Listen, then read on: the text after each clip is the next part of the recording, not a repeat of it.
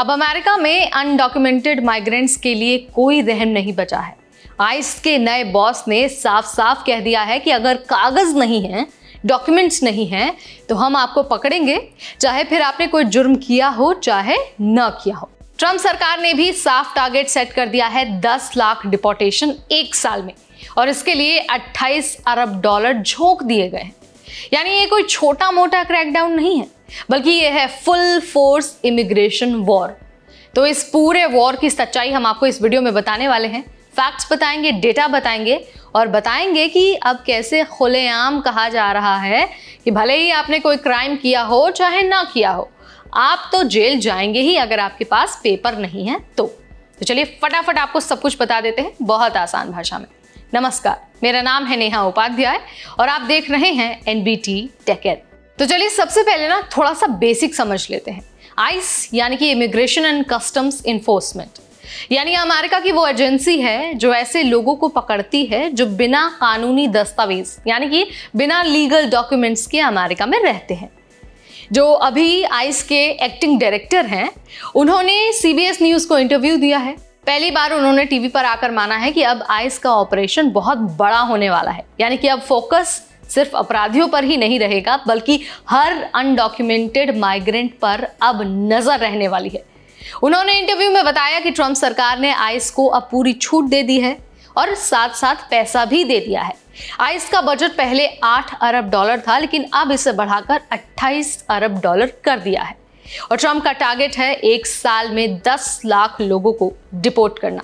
अब तक 6 महीने में ही लगभग 1.5 लाख लोग डिपोर्ट हो चुके हैं। इसका मतलब है कि जो अनडॉक्यूमेंटेड हैं, चाहे वो सालों से ही अमेरिका में क्यों ना रह रहे हो, काम ही क्यों ना कर रहे हो, और या फिर कोई उन्होंने क्राइम किया हो चाहे ना किया हो, अब हर कोई ट्रंप सरकार के टारगेट पर है। अब यहाँ पर नोटिस करने वाली बात यह है कि अमेरिका में बिना डॉक्यूमेंट्स के रहना कोई क्रिमिनल ऑफेंस नहीं है, बल्कि ये सिविल वायलेशन है। एक रिपोर्ट के अनुसार पिछले साल 18 लाख केसों में से सिर्फ 0.5% में कोई असली क्रिमिनल चार्ज था। बाकी सब में सिर्फ इमिग्रेशन या फिर ट्रैफिक से जुड़ी मामूली बातें थी। लेकिन ट्रंप सरकार का कहना है कि कागज अगर नहीं है मतलब आप क्रिमिनल हो।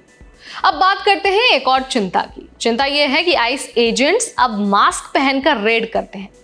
जो आइस के डायरेक्टर हैं, एक्टिंग डायरेक्टर हैं, उन्होंने कहा कि ये उनकी और उनके परिवार की सेफ्टी के लिए है।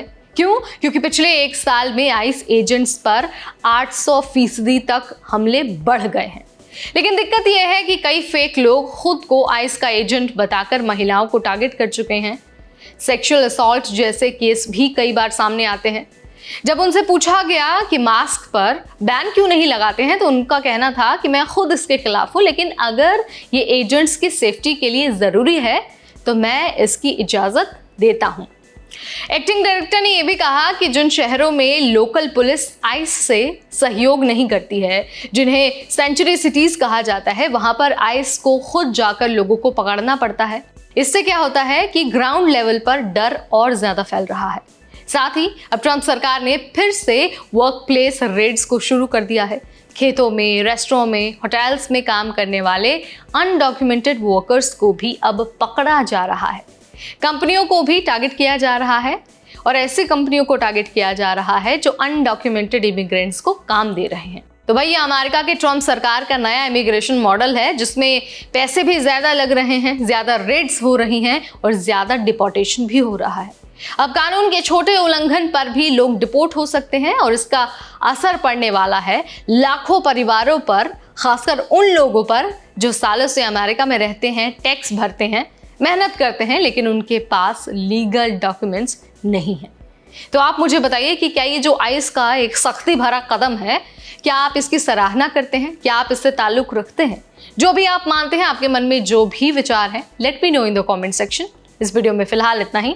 तब तक मुझे यानी नेहा को दीजिए इजाजत। Keep watching NBT tech add.